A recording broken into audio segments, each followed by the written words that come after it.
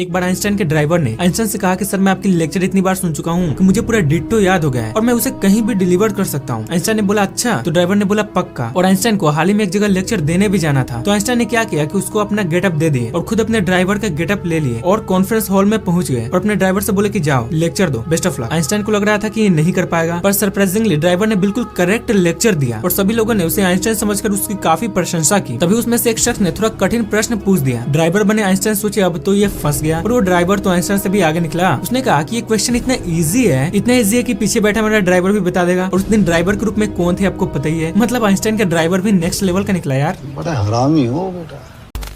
क्या आपको पता है कि आसमान में आप जिस टूटता हुआ तारा से विश मांगते हो वो जरूरी नहीं है कि वो असली तारा ही हो, एस्ट्रोनॉट्स का पोटी भी हो सकता है। हाँ भाई सच में, ऐसा क्यों कह रहा हूँ ये भी जान लो। एक्चुअली स्पेस में जो एस्ट्रोनॉट्स रहते हैं आईएसएस में, वो ऑफ कोर्स हम लोग जैसे तो आराम से बैठकर फ्रेश हो नहीं सकते क्योंकि स्पेस में ग्रेविटी नहीं है। इसलिए स्पेस में एस्ट्रोनॉट्स पोटी करने के बाद उसको खाली डब्बा में भर देते हैं और उसको फ्रेश एंड ड्राई कर उसमें के सारे बैक्टीरिया मार देते हैं। और जब बहुत सारी पोटी इकट्ठा हो जाती है तो एस्ट्रोनॉट्स उसको एयरक्राफ्ट से बाहर फेंक देते हैं, जो अर्थ के एटमॉस्फेयर में एंटर करते समय जल जाता है और टूटते हुए तारे की तरह दिखता है। तो देख लेना भाई, सतर्क होकर टूटते हुए तारा से विश मांगना, क्योंकि अगर वो टूटता हुआ तारा एस्ट्रोनॉट्स का पूप निकला फिर तो घंटा आपका विश कभी पूरा नहीं होने वाला। ओके।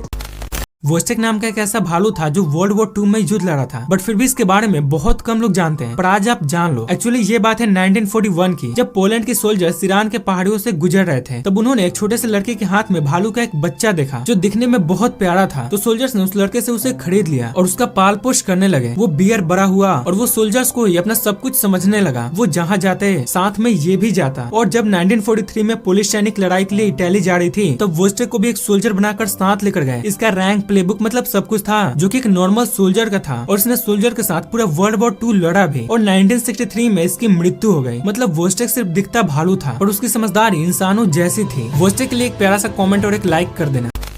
इस बंदे ने कैसे दिमाग लगाकर पूरे चांद पर कब्जा कर लिया और अब तो ये भाई सब हमारे सोलर सिस्टम के दूसरे प्लैनेट्स पर भी कब्जा करने का सोच रहे हैं। पर कैसे? तो देखो, धरती पर तो ये समझ आता है कि ये मेरा देश है, ये फैक्ट टू फैक्ट का है, बट स्पेस में ऐसा थोड़ा है। इसलिए जिस कंट्री को मन करे वो बोल दे कि मार्स प्लैनेट मेरे देश का है, इसलिए ऐसा ना हो। इसलिए 1967 में एक ट्रीटी साइन की गई थी जिसमें ऑलमोस्ट सभी कंट्री ने साइन किया था और उसमें मेनली यही लिखा था कि कोई भी देश स्पेस के किसी भी सेलेस्टियल बॉडी पर कब्जा नहीं कर सकता। और उसमें किसी इंडिविजुअल आदमी के बारे में कुछ नहीं लिखा था। उसके बाद क्या, इस भाई साहब की दिमाग की बत्ती जली और इन्होंने यूनाइटेड नेशंस को एक लेटर लिख दिया कि चांद का ओनर मैं हूँ। और जब उधर से कोई रिजेक्शन वगैरह नहीं आया तो ये और इनका बेटा मिलकर चांद पर प्रॉपर्टी बेचने लगे। मतलब आप ये सुनते हो ना किसने चांद पर जमीन खरीद लिया, तो यही वो भाई साहब है जो चांद पर जमीन बेचते हैं। और फनी बात यह है कि लोग इनको चांद का ओनर मानकर इनसे जमीन खरीदते भी हैं, बट यूएन अभी तक इस पर कोई रिएक्शन नहीं दिया है। अगर इन फ्यूचर इनको चांद का ओनर अप्रूव कर देता है फिर तो इनकी बल्ले बल्ले, बट अगर रिजेक्ट कर देता है तो इनका तो पता नहीं, पर वे लोग जरूर होंगे जिन्होंने चांद पे जमीन खरीदी है। इसलिए भाई आपको चांद पे जमीन खरीदना है तो थोड़ा सोच लेना।